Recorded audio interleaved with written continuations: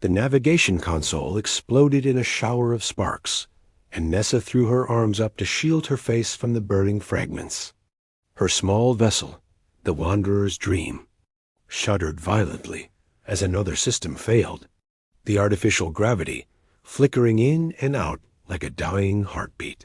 "No, no, no, no," she whispered, her long fingers dancing across the emergency controls with practiced desperation. The purple bioluminescent markings along her forearms pulsed erratically, reflecting her panic as they always did when her emotions ran high. Behind her, Pip chirped in distress, his 6 little legs scrambling for purchase on the tilting floor. The planet below filled her view screen, a merciless expanse of white and blue. Ice, nothing but ice as far as her sensors could detect.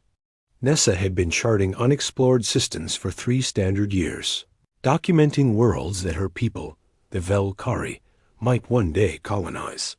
She had seen gas giants that could swallow 1,000 suns, forests of crystal that sang in harmonic frequencies, and oceans of liquid mercury that reflected impossible colors. But she had never seen anything as coldly beautiful or as terrifying as this frozen world rushing up to meet her. Her slender tail, typically so graceful and expressive, whipped frantically behind her as she fought to angle the ship for a survivable landing. The thrusters were gone. Life support was failing. The hull temperature was already dropping as the heating system sputtered its last. All she had left was the emergency landing protocol, and even that was showing critical errors. "Come here, sweet one," Nessa called to Pip, who immediately bounded across the cabin and leaped into her lap. She wrapped her arms around his warm, fuzzy body, feeling his 3 hearts beating rapidly against her chest. At least she wouldn't die alone. At least she had her companion, her friend. Her little piece of home. The Wanderer's Dream hit the atmosphere, and the cabin filled with the scream of tearing metal and superheated air. Nessa squeezed her eyes shut, holding Pip tighter as gravity yanked them downward with brutal force. The crash webbing deployed around her seat, but she could feel every bone-jarring impact as the ship bounced and tumbled across the ice. When the world finally stopped spinning, silence rushed in like a wave. Nessa's ears rang, and a trickle of warm blood, bright orange against her purple skin, ran down from a cut above her eye. She blinked, trying to focus. The view screen was cracked, but still functional, showing nothing but white. Snow or ice, she couldn't tell. Pip squirmed in her arms, letting out a questioning chirp. She ran her hands over his body, checking for injuries, and nearly sobbed with relief when she found none. His fur was standing on end, making him look twice his normal size, but he seemed unharmed. "We're okay," she told him, though her voice shook. "We're alive, but for how long?" Nessa unbuckled herself with trembling fingers and tried to stand. Pain lanced through her left ankle, sharp and immediate. Sprained, possibly broken. She gritted her teeth and hobbled to the emergency locker, pulling out the meager supplies it contained. A thermal blanket, a basic medkit, a distress beacon, and the emergency ration pack that might last 3 days if she was careful. The distress beacon made her want to laugh, or cry, or perhaps both.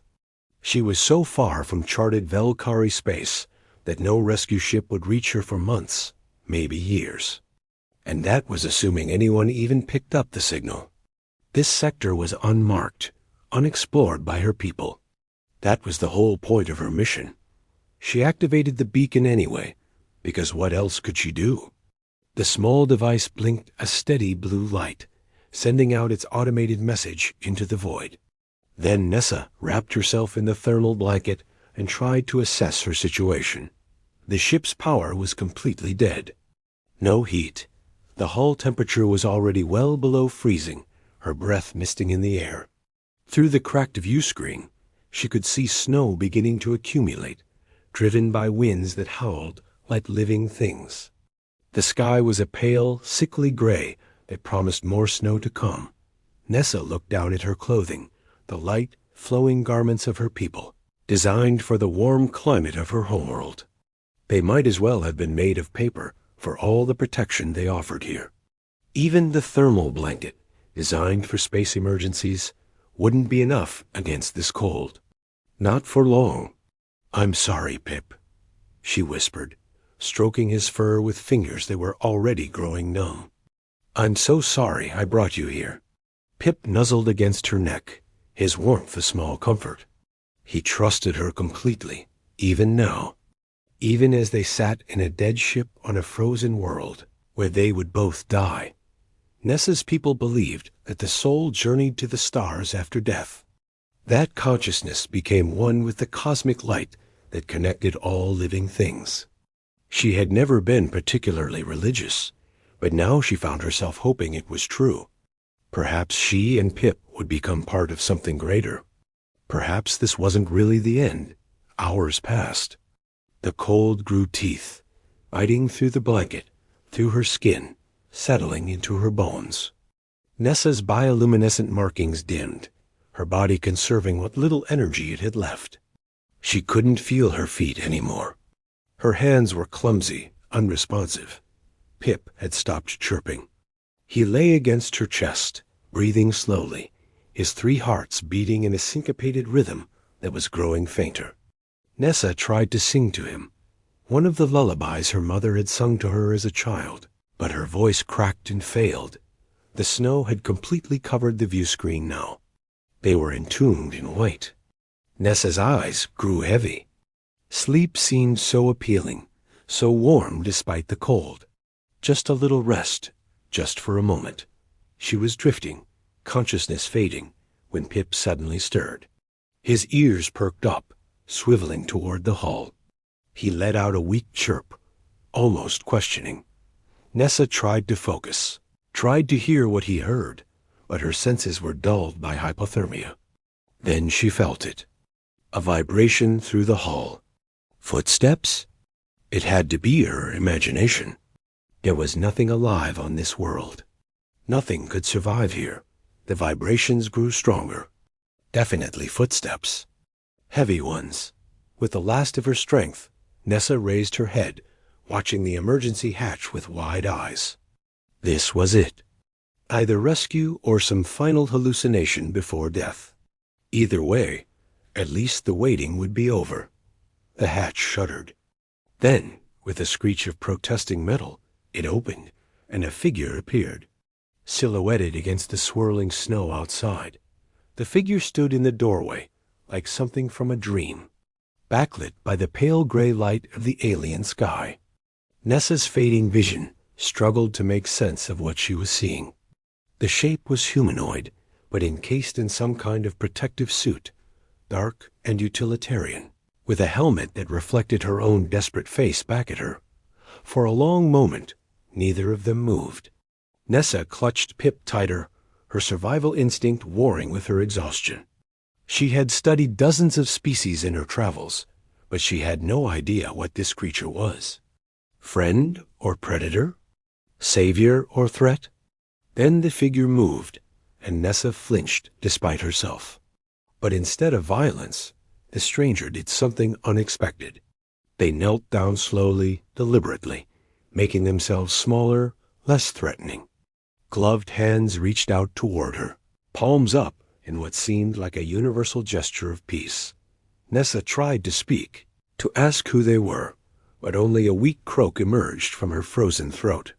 Pip managed a faint chirp, his 6 legs trembling against her chest. The stranger seemed to make a decision. With careful, gentle movements, they scooped both Nessa and Pip into strong arms, lifting them as easily as if they weighed nothing. Nessa found herself pressed against a chest that radiated warmth even through the suit's material. Her body, desperate for heat, instinctively curled closer. Through the helmet's visor, she caught a glimpse of eyes. Brown, she thought. Warm brown, studying her with what looked like concern. Then the world tilted as the stranger stood and turned, carrying them out into the howling storm. Nessa buried her face against the stranger's chest, shielding herself from the wind. She felt the rhythmic crunch of boots on snow, steady and sure despite the weather. Minutes passed, or maybe hours. Time had lost all meaning. She drifted in and out of consciousness, aware only of warmth and movement and the precious weight of Pip against her heart. When her eyes opened again, the howling had stopped. They were inside somewhere, and the stranger was laying her down on something soft. She blinked up at a metal ceiling, lights glowing with a gentle amber warmth that seemed almost holy after the cold. The stranger moved into her field of vision, and she heard the hiss of seals releasing.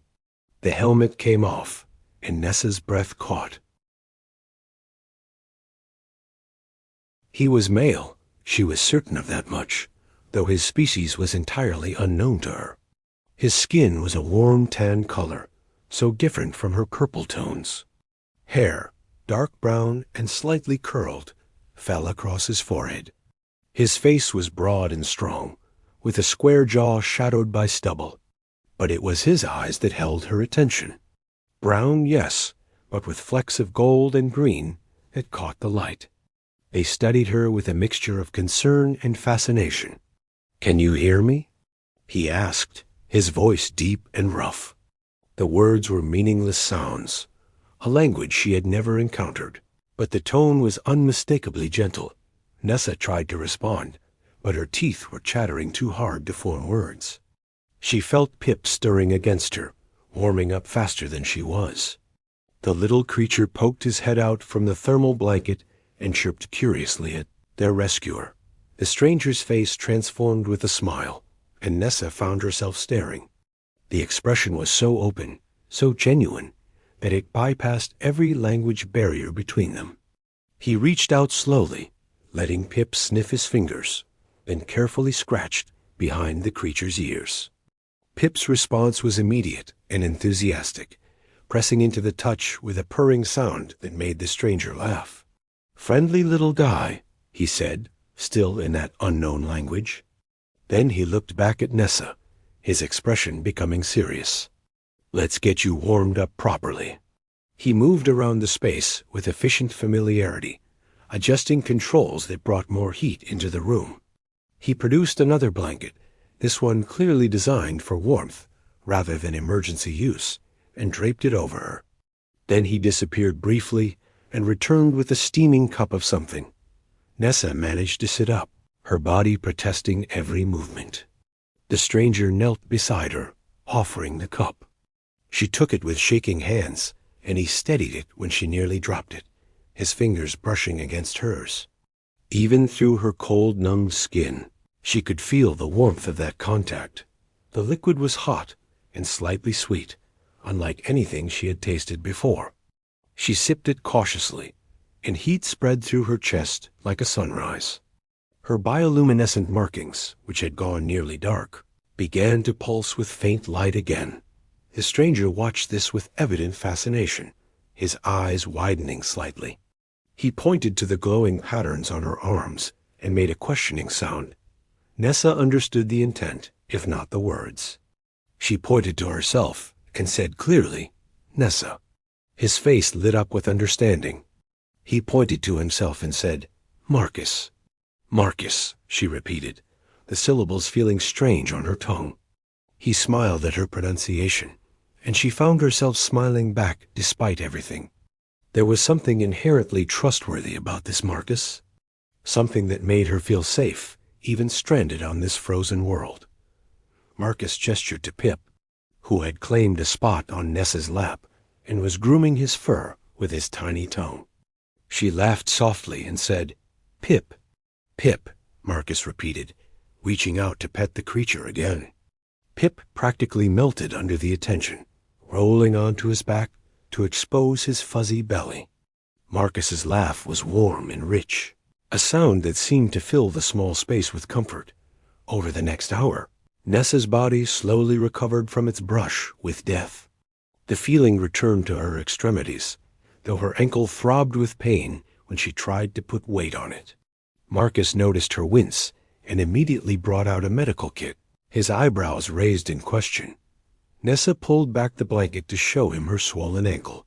His expression became professionally focused, and he examined it with gentle, practiced hands. She studied him as he worked, noting the way his brow furrowed in concentration, the way his fingers moved with competent sureness. He was clearly accustomed to dealing with injuries. He wrapped her ankle with some kind of supportive bandage, then made a gesture that clearly meant, "Stay off it." Nessa nodded her understanding, and Marcus smiled approvingly. With her immediate physical needs addressed, Nessa took the opportunity to examine her surroundings more carefully. The space was small, but well organized, clearly designed for functionality rather than comfort. Equipment lined the walls, most of it unfamiliar, though she recognized what looked like communication devices and environmental controls. This was some kind of outpost or research station. Marcus moved to one of the consoles and began tapping at controls. A display screen came to life, showing what appeared to be star charts and planetary data. He gestured for Nessa to join him, and she hobbled over, using the wall for support. On the screen, he pulled up an image of the ice planet they were on, then zoomed out to show its position in the solar system. He pointed to himself, then to a cluster of other planets several systems away. His home, she realized. He was far from his own world, too. Nessa's heart ached with sudden understanding. Marcus was alone out here, just as she had been. Whatever his mission was, it had brought him to this frozen wasteland, far from his own people. And instead of ignoring her distress signal or dismissing it as a problem, he had come for her. He had risked his own safety to save a complete stranger from an unknown species. She turned to look at him, really look at him, and found him watching her with those warm brown eyes. Something passed between them in that moment, a recognition that went beyond species or language. Two souls, alone in the vast darkness of space, finding unexpected connection. Nessa reached out and placed her hand over his, where it rested on the console. His skin was warm, slightly rough, so different from her own smooth purple flesh. He looked down at their joined hands, then back up at her face, and his expression softened into something that made her chest tighten. "Thank you," she said in her own language, knowing he wouldn't understand the words, but hoping he would understand the emotion behind them. Marcus seemed to. He turned his hand over, gently squeezing her fingers, and said something in his language that sounded equally heartfelt. Then he smiled, that transformative expression that lit up his whole face, and Nessa felt something warm unfurl in her chest. Pip chirped from his spot on the bed, breaking the moment.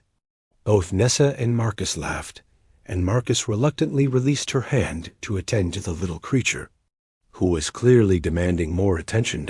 As Nessa watched Marcus play with Pip, speaking to the little creature in soft, nonsensical sounds that transcended language, she realized that something fundamental had shifted. She had crashed on this planet expecting to die. Instead, she had found something entirely unexpected. She had found Marcus. And as the storm continued to rage outside their small shelter, as the ice planet spun through the darkness of space, Nessa felt the first flutter of something that might, impossibly, be hope. Not just for rescue or survival, but for something more. Something she couldn't quite name, but that warmed her more thoroughly than any blanket ever could. Marcus looked up from Pip and caught her watching him. He smiled again, and Nessa smiled back, her bioluminescent markings pulsing with a steady, warm glow that filled the small space with purple light.